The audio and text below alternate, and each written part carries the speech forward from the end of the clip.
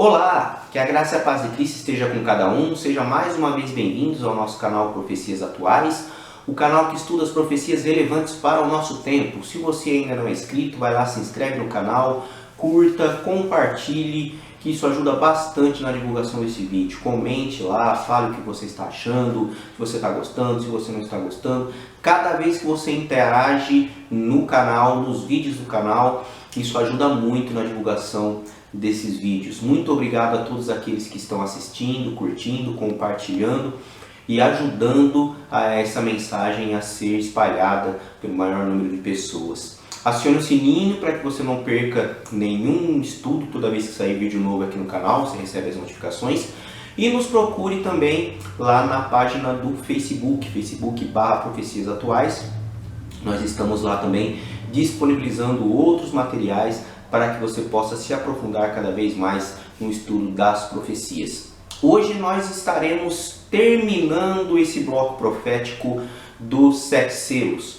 Hoje nós vamos ver a abertura do 7º selo, o que ele significa, e vamos fechar essa cena que começou desde lá do capítulo 4 e termina agora no começo do capítulo 8. Então, se você puder fechar seus olhos ou ficar em atitude de oração, vamos pedir mais uma vez a presença do Espírito Santo aqui conosco, para que nós possamos aprender mais da Palavra de Deus. Pai bendito, te louvamos mais uma vez pela oportunidade que o Senhor nos dá de estudar a Tua Palavra. Te agradecemos porque até aqui o Senhor tem nos ajudado e pedimos que dessa vez não seja diferente, que o Seu Santo Espírito esteja conosco, com cada um daqueles que está assistindo esse vídeo. Sempre me lembro, Pai, de que o Senhor possa estar confortando e consolando aqueles que estão passando por alguma dificuldade, alguma tribulação, mas mesmo assim está aqui querendo aprender mais da Tua Palavra. Que o Senhor esteja com eles, para que nós possamos realmente extrair o máximo de conhecimento que o Senhor tem para nos revelar. Tudo isso nós pedimos e agradecemos em nome do Senhor Jesus Cristo. Amém. Bom, vamos lá. Para a gente entender esse 7º selo, nós precisamos fazer uma recapitulação de tudo que a gente viu até agora para entender esse 7º selo. Principalmente porque a posição em que ele está no Apocalipse, ele dá margem para interpretações um pouco equivocadas. Por quê? A abertura do 7º selo, ele está no versículo 1 do capítulo 8. E o fato de ele estar aqui no capítulo 8 já começa errado. Nossa, Fernando, mas a Bíblia é errada? Não, a Bíblia não é errada. Só que quando os escritores da Bíblia foram escrevê-la, primeiro que muitos nem sabiam que esses escritos se tornariam parte um dia de uma compilação de escritos que se chamaria as Sagradas Escrituras, né? Então, quando eles estavam escrevendo, ninguém ia escrever da maneira com que está disposta o texto hoje. Então, por exemplo, Moisés, quando ele foi escrever Gênesis, ele não escreveu assim, capítulo 1, verso 1. No princípio, criou Deus os céus e a terra. Versículo 2. E a terra era sem forma e vazia. Não, Moisés não escrevia assim. Moisés escrevia, no princípio, criou Deus os céus e a terra era sem forma e vazia. Quando foram traduzir, eles dividiram a Bíblia em capítulos e em versículos para ficar mais fácil a gente conseguir achar as passagens na Bíblia. Então, por exemplo, se a Bíblia não tivesse sido dividida em capítulos e versículos, ficaria muito difícil a gente pregar nas igrejas ou em alguns estudos bíblicos, se não tivessem essas coordenadas. Então vamos supor que a gente fosse falar sobre a história de Zaqueu, por exemplo. Eu ia falar para você, procure a história de Zaqueu no livro de Lucas. Você ia ficar folheando até conseguir encontrar. Agora, se eu falasse para você, vai para Lucas capítulo 19, seria muito mais fácil. No verso 10, seria muito mais fácil. Entendeu?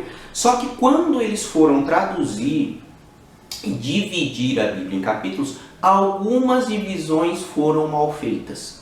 Algumas divisões foram, com perdão da redundância, mal divididas, né? Nós temos vários exemplos desse na Bíblia, nós vamos citar apenas dois. Se você for lá para 1 Coríntios, no capítulo 11, você vai ver que Paulo começa o capítulo 11 de 1 Coríntios com um verso que seria a conclusão do capítulo 10. No capítulo 11, no verso 1, ele fala: sede meus imitadores, como também eu sou de Cristo. Agora, quando ele começa no verso 2, ele já está falando de outro assunto. Ele está falando sobre o uso do véu na igreja de Corinto. Então, na verdade, o verso 1 do capítulo 11 deveria ser o verso 34 do capítulo 10, porque esse verso está terminando uma linha de raciocínio que Paulo estava querendo passar para os irmãos. Outro texto bem interessante, você vai ver lá em Mateus capítulo 22. Mateus capítulo 22, Jesus Cristo citando um texto da Bíblia, lá no verso 39, ele fala assim, ó: o segundo semelhante a este é: amarás o teu próximo como a ti mesmo. Então Jesus está citando Levítico 19, 18. Só que quando você vai lá para Levítico 19, 18, o verso não é simplesmente assim. Levítico 19, 18, Jesus citou esse verso, e esse verso vai estar escrito assim, ó: não te vingarás, nem guardarás iras contra os filhos do teu povo, mas amarás o teu próximo como a ti mesmo, eu sou o Senhor. Jesus citou só a segunda parte do versículo. Então a melhor divisão seria: não te vingarás, nem guardarás ira contra os filhos do teu povo. Ponto. Verso 19, mas amarás o teu próximo como a ti mesmo, eu sou o Senhor. Então, vocês perceberam? Isso é de dois exemplos de vários que tem na Bíblia. Abacuque 2,4 também é a mesma coisa. Tem vários exemplos na Bíblia de que os versos foram mal divididos. E esse é um exemplo de Apocalipse capítulo 8. Esse verso de Apocalipse capítulo 8 e 1 deveria ser o verso 18 do capítulo 7. Porque quando ele fala no capítulo 8, verso 1, quando o cordeiro abriu o sétimo selo, houve silêncio no céu cerca de meia hora, ele está terminando a abertura dos 7 selos que começou no capítulo 6. Ele não está começando um novo evento. Porque depois, no verso 2, fala que ele viu 7 anjos que se acham em pé diante de Deus. Eles foram dados 7 trombetas. Então aí começa a sessão das trombetas. E toda vez que ele toca uma trombeta, acontece alguma coisa aqui na terra. Só que nós vimos no 6º selo que a partir do verso 14 já é a volta de Jesus. No capítulo 6, no verso 14, que fala sobre o 6º selo, já é a volta de Jesus. Então, não poderia ser uma sequência cronológica. A abertura do 7º selo não deveria ser o que dá o pontapé inicial para as trombetas. Na verdade, a abertura do 7º selo é a conclusão da cena profética que nós temos lá no capítulo 4 até o capítulo 7. Conseguiu entender? Se tiver alguma dúvida, depois pergunte ali nos comentários. Nos procure que a gente pode esclarecer melhor. Mas acredito que você conseguiu compreender essa linha de raciocínio. Seguindo essa linha de raciocínio, aí a gente entende o que significa o 7º selo. Mas para isso, vamos recapitular o que nós vimos até agora. No capítulo 4, João tem a visão que está na sala do trono, no santuário celestial de Deus. Lá no santuário celestial, na sala do trono, ele vê a entronização de Jesus Cristo.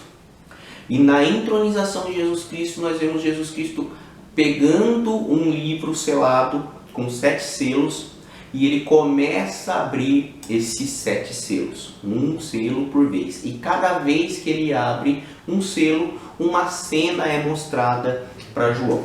E aí, recapitulando a interpretação que a gente teve, que a gente já fez, se você perdeu, você vai procurar esses vídeos lá na playlist, está tudo lá bem explicadinho, aqui nós estamos fazendo um resumo. Se você já estudou, você vai lembrar muito bem que esse livro não é o livro do destino, não é o livro do juízo, esse livro é o testamento do Cordeiro. é o testamento que dá herança. Nós vimos que achados arqueológicos mostravam que livros selados com 7 selos eram um testamento que lá continha a herança para os herdeiros. E nós vimos que Jesus Cristo é o herdeiro. Em Hebreus capítulo 1, no verso 1 em diante, fala que Jesus Cristo é o herdeiro. Só que nós somos co-herdeiros com Cristo. Paulo também cita isso lá em Romanos. Nós somos co-herdeiros com Cristo na promessa. O que é um co-herdeiro? Por exemplo, se meus pais recebem uma herança dos meus avós, meus pais são os herdeiros. Só que como eu sou filho dos meus pais, eu vou usufruir da herança também. Então sou co-herdeiros com eles. Então Jesus é o herdeiro, ele recebe a herança. Mas como nós somos filhos dele, nós somos co-herdeiros com ele e também vamos usufruir da herança. Porque ele é digno de receber toda a honra, toda a glória, todo o poder. Ele é digno da herança. Nós somos co-herdeiros, nós não somos dignos. Nós estamos abraçados pela graça de Cristo. E esse livro com 7 selos tem que ser aberto na presença das testemunhas. E quem é a testemunha? A igreja. Que Jesus Cristo falou lá em Atos capítulo 1, no verso 8. Você vê que nós não estamos lendo os versos, eu só estou citando, porque tudo isso a gente já viu. Atos capítulo 1, verso 8, Jesus fala que a igreja seria sua testemunha até os confins da terra. Então cada selo que ele abre, que ele vai quebrando o lacre, vai aparecendo uma testemunha, que é a história da igreja em diversas fases. Então, desde o primeiro selo, ele vai contando a história da igreja. Os 4 primeiros selos são os 4 cavaleiros do Apocalipse, né? Representando as 4 primeiras fases da igreja. A igreja primitiva, depois nós temos a igreja perseguida e a igreja perseguidora, a igreja apostatada e a supremacia papal.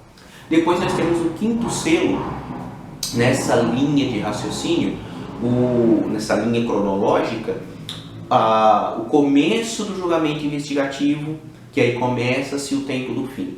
E no 6º selo nós temos aquilo que nós chamamos de a grande tribulação, que são os eventos que antecedem a volta de Jesus. E aí no verso 14 realmente é a volta de Jesus. No capítulo 6, no verso 14, fala que o céu se recolheu-se como um pergaminho quando se enrola, então todos os montes e ilhas foram movidos do seu lugar. Então ali já é a volta de Jesus, que ali está mostrando a ira do Cordeiro. Jesus, quando vem em poder e em grande glória, ele manda os seus anjos para resgatarem os remidos. Isso nós já vimos lá em Mateus capítulo 24, verso 29 em diante.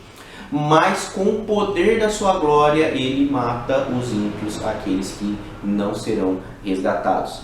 Então, esse aqui é a sequência dos 6º selos. Quando chega no capítulo 7, ele faz um parêntese, porque ele termina o capítulo 6 falando quem que poderá se suster-se até o dia da ira do Cordeiro. No capítulo 7 ele vai explicar quem que pode se suster-se, aí nós entendemos quem que são os 144 mil selados. É o povo que vai estar fiel e firme à palavra de Deus no período no final do tempo do fim, um pouco antes da volta de Jesus, no período da grande tribulação. Então aqui nós vemos no final do capítulo 7 já os remidos no céu. Os remidos já estão lá no céu, cantando, louvando em pé diante do trono do Cordeiro, vestidos de vestiduras brancas, né? E aí no final do capítulo 7 ele fala que, no verso 17, pois o Cordeiro que se encontra no meio do trono os apacentará e os guiará para as fontes da vida, e Deus lhe enxugará dos olhos toda a lágrima. Então aqui já é Jesus recebendo os remidos no céu. Quando chega no 7º selo, então tudo isso se passou. Então o que é o 7º selo? É a conclusão da obra, porque quando se abre o 7º selo, o rolo do livro pode ser aberto e pode ser lido. E o que é o rolo do livro? É a herança, é o testamento, é aquilo que vai ser dado para os remidos. Então, quando que abre-se o 7º selo, isso significa que é entregue a herança para todos aqueles que aceitaram a Jesus Cristo como Senhor e Salvador. O problema é essas duas interpretações. não duas interpretações, essas duas palavrinhas aqui, essas duas frases que está aqui, que fala que quando abriu o sétimo selo, houve silêncio no céu, cerca de meia hora. E essas duas aqui, essas duas palavrinhas, são o que causa mais discussão no meio teológico. O que é esse silêncio no céu e o que simboliza essa cerca de meia hora? Nós temos várias interpretações, nós não vamos entrar em todas, mas a cerca de meia hora, alguns fazem as contas baseado no simbolismo no dia-ano. Cada dia vale um ano, no ano profético, né? E quando se faz essa conta dia-ano, calcula-se que meia hora seria 7 dias e meio. Só que como fala que é cerca de meia hora, quase meia hora seria 7 dias. Então algumas interpretações falam que a volta de Jesus com os remidos para o santuário celestial, para o céu, levaria cerca de 7 dias.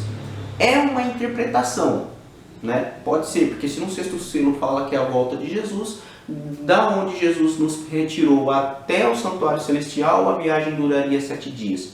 Pode ser que sim, pode ser que sim. Eu não vou cravar para vocês que né? Eu tenho algumas dificuldades em ainda interpretar isso como sendo uma viagem de 7 dias, mas pode ser.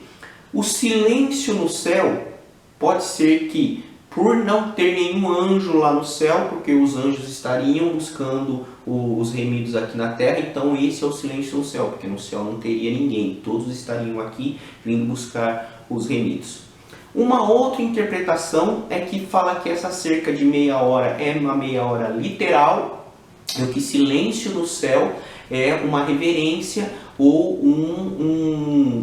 uma sensação de estupefato, né, de admiração por ver a tamanha herança que o Cordeiro ia dar para os remidos. Pode ser uma interpretação? Pode. Outros falam que esse silêncio também tem a ver com cessação de trabalho, descanso. Então, quando termina a obra do Cordeiro, ele salva o seu povo, leva para os céus, então o silêncio é descanso, né, que dura cerca de meia hora. Todas essas interpretações podem estar certas, como todas podem estar erradas. O importante é que nada disso influencia na linha cronológica ou na interpretação dos 7 selos. Não tem problema se é uma, se é outra ou se é uma terceira interpretação. O sétimo selo continua sendo a conclusão da obra redentora de Jesus Cristo e não o início das 7 trombetas. O sétimo selo é a conclusão da obra redentora de Jesus Cristo e não o início das 7 trombetas. O início das 7 trombetas nós vamos ver no próximo vídeo, que é um bloco profético de Apocalipse muito discutido também, e nós vamos interpretar ele da maneira mais coerente possível para que nós possamos continuar seguindo essa linha de raciocínio aqui Apocalipse e não tirando ideias avulsas daquilo que a gente acredita. Mas o mais importante da gente falar sobre o sétimo selo, o que é o silêncio, o que simboliza cerca de meia hora, como nós sabemos, o sétimo selo é a conclusão da obra redentora de Cristo. O mais importante que isso é saber que Jesus Cristo vai voltar. Independente o que simboliza essa cerca de meia hora ou silêncio no céu, o importante é saber que Jesus Cristo vai voltar. Segundo as Escrituras, Jesus vai voltar a esse mundo e vai fazer justiça a todos aqueles que foram salvos pela sua graça e se mantiveram fiéis aos seus mandamentos, à sua palavra. Eu vou repetir a mesma coisa que eu já falei em algum dos vídeos que nós temos aqui, que eu ouvi esses dias da boca de um pastor chamado Roberto Mota. Eu não me preocupo com aquilo que eu não entendo ou que eu não consigo interpretar na Bíblia. Eu me preocupo com aquilo que eu entendo e não pratico. Então, eu não consigo interpretar de uma maneira bem clara ou definir, cravar aqui o que é o silêncio no céu e o que simboliza essa cerca de meia hora. Mas eu consigo entender claramente quando Jesus Cristo falou que amarde uns aos outros assim como eu vos amei. Isso eu consegui entender claramente. Quando ele falou assim, ó, visitem os encarcerados, cubram o nu, deem comida aos famintos. Isso não tem variantes de interpretação, é muito claro, isso eu consigo entender. E se eu não estou praticando, isso é motivo para eu me preocupar. Agora, o que é o silêncio no céu? Quanto dura? O que simboliza essa cerca de meia hora? Não vai fazer diferença na minha fé, não é ponto de salvação, que nós costumamos falar em teologia. Mas o fato é, o sétimo selo é a conclusão da obra redentora de Jesus Cristo. Ele vai voltar e vai vir buscar os remidos, aqueles que aceitaram a sua graça e foram fiéis à sua palavra e aos seus mandamentos. No próximo vídeo nós estaremos aqui começando um novo bloco profético. Terminamos agora o bloco profético do capítulo 4 até o capítulo 7. Entendemos o que são os 7 selos e agora nós vamos estudar sobre as 7 trombetas. Como eu disse, tem muita coisa errada sendo falada por aí e aqui nós vamos tentar fazer de uma forma coerente, de uma forma seguindo o parâmetro do que o Apocalipse quer nos mostrar, baseado naquilo que a gente já sabe no Antigo Testamento, para interpretar as 7 trombetas do Apocalipse.